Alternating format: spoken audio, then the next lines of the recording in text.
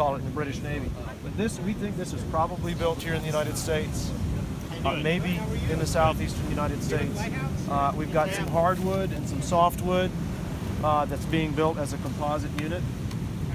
These were pegged together. These here are called trunnels. A lot of folks are calling them pegs, but these are trunnel. If you say tree nail fast about 100 times, you'll start saying trunnel. So it's a slur of tree nail. They're nails made out of wood. These are pounded into an augured hole and used to keep timbers together, like this futtock to this ceiling timber, or this futtock to this hull planking. So this is what keeps the water out. This is what provides the vessel its strength. And this is what carries the cargo or the ballast on the inside. All a composite unit. Thousands of pieces of wood together in every vessel. These are all handmade. And the human story is told in the tool marks, the axe marks, the saw marks. We've got circular saw marks in here telling us that this was planked in the age of steam technology. So that's not going to date to the 18th century or the 1700s. That's going to bring us up into the 19th century and the 1800s, probably post 1820. Steam-powered saw. Steam-powered saw, yeah, but probably not a steam-powered ship. We were using steam power to make wooden ships that were powered by wind. Very common in the 19th century. Behind us we have the I-95 of the 19th century. So that's the corridor along which we had shipping taking place. Thousands of vessels sailing up and down the Atlantic coastline, carrying the naval stores, the phosphates, the cattle out of Florida and the Gulf Coast up to the industrial maw of the Northeast in the Mid-Atlantic. What you're looking at is the 18-wheeler for the 19th century. This is the transfer truck, like you'd see on 95 today for the Atlantic shipping lanes of the 19th century. A lot of folks have conjectured that it might be a warship or maybe a Spanish galleon. While that would be fun for it to be true, we can't say that is true. Statistically speaking, most ships are cargo ships. Today, it's the same thing. We carry things at sea. Heavy, bulky things are cheap to transport on water. And that was very much true, especially prior to the age of roads in Florida. So 1820 to 1860, we're talking about territorial to statehood period here in Florida, basically from the Second Seminole War all the way up through the Seminole Wars all the way up to the Civil War. Well, the Spanish would have Roman numerals on it, correct? No, Spanish. The convention of using Roman numerals is an old convention because it transcends the English language and of course the Spanish language and many other languages. It's very typical, and the Roman numerals are easy to put in because all you got to do is hack them in with an axe, a hatchet, or scribe them in with a knife. These look scribed in to me instead of hacked in. Instead of carving the curve of a 2, it's easier just to go whack whack.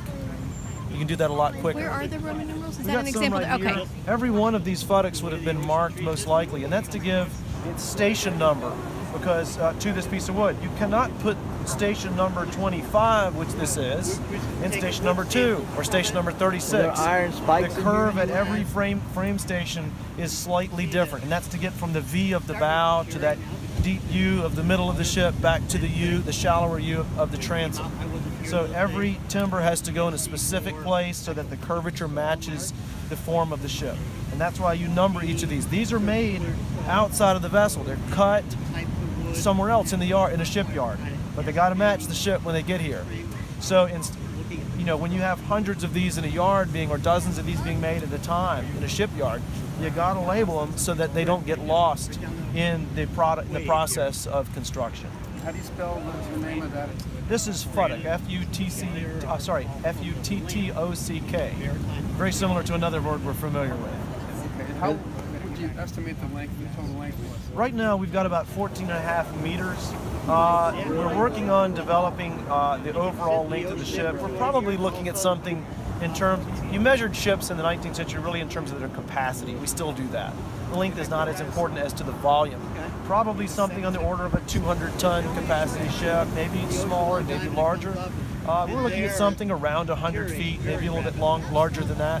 Many southern ports like St. Augustine couldn't take giant ships. They couldn't take deep drafted ships. You had to go to Savannah, a natural deep water terminal for that. And so the smaller coastal schooners are really what took a lot of trade from Darien, Georgia, down to St. Augustine, from St. Augustine up to Charleston, up to Baltimore, deep water ports, shallow water ports. You wanted something that could really, you could get into a lot of these small ports and get out the fruits of the land, to get out the citrus, to get out lumber. What would you guess this section would be near the middle of the end? We're looking at probably basically the forward third of the vessel minus the bow. The ship is pointing that way right now.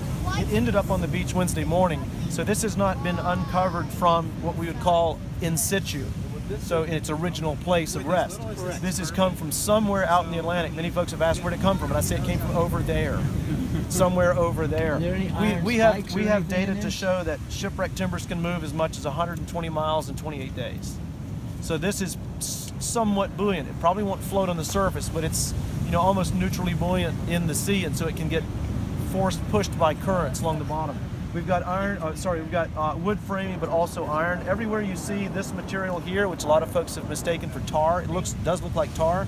This is actually concretion, and that's where you've got an iron fastener. You can see the square hole I'm pointing at right there. That was a wrought iron fastener that has now basically given itself up to the process of corrosion, but left a ghost of its hole in this corrosion, rust, minerals that have concreted to the iron in the process of its corrosion.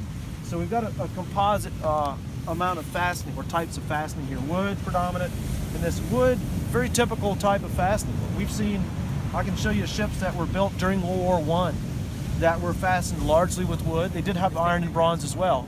But this stuff grows on trees, it doesn't rust, and it's very strong. So you can see the iron fasteners are no longer holding this together. It's all wood to wood.